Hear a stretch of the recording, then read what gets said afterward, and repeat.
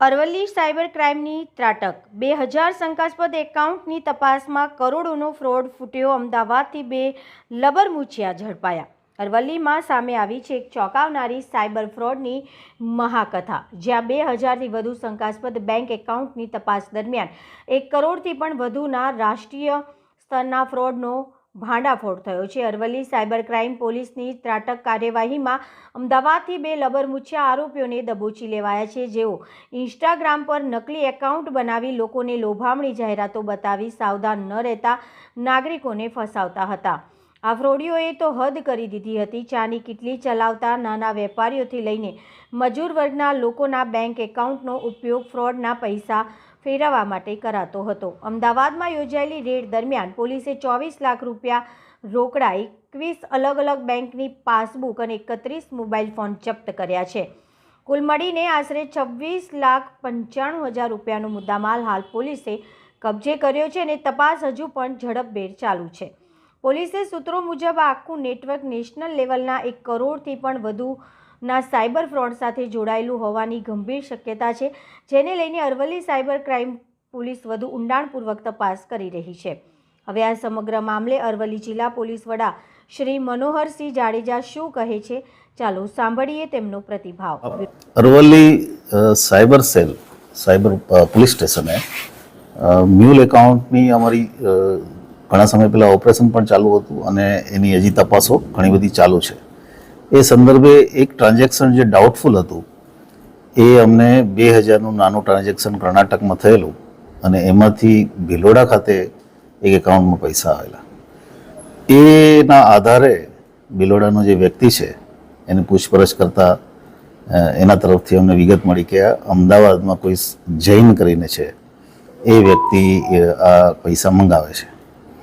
આ જે જૈન છે એ નામ ખોટું હતું. ડિટેલમાં તપાસ કરતા આવો કોઈ વ્યક્તિ અઠવાડિયા અમદાવાદમાં હાજર ન હતો. સાયબરની ટીમ અમદાવાદ ગયા પછી એક ઘરમાં રેડ કરતા અમને 24 લાખ રૂપિયા, લગભગ 31 મોબાઈલ, કોમ્પ્યુટર, લેપટોપ, 21 જેટલી અલગ બેંકોની ચેકબુક અને 17 જેટલા એટીએમ કાર્ડ અમને મળ્યા છે અને નોટ કાઉન્ટિંગ મશીન પણ ત્યાંથી મળ્યું છે. એના આધારે જે મકાન જેનું હતું એની વધારે ડિટેલમાં પૂછપરછ કરતાં અમે 2 આરોપીની અત્યારે ધરપકડ કરી છે. એક છે દિનેશ માળી કરીને, જે મૂળ રાજસ્થાનનો છે, અને બીજો છે મહેન્દ્ર કુમાર દેવાસી. બંને મૂળ રાજસ્થાન સાંચોરના છે અને અમદાવાદ રહે છે. અને મૂળ એમની જે એમઓ છે એ, કેમ કે એમના જે જગ્યાએ રેડ કરી ત્યાં અલગ મોબાઈલના કેટલા બધા બોક્સના રેક રાખેલા.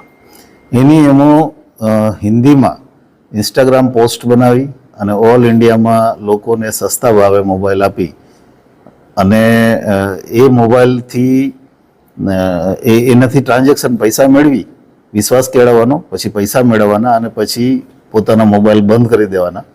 એ જે પૈસા મેળવવાના છે અલગ એકાઉન્ટ માટે થઈને આ ઉપયોગ થતો હતો.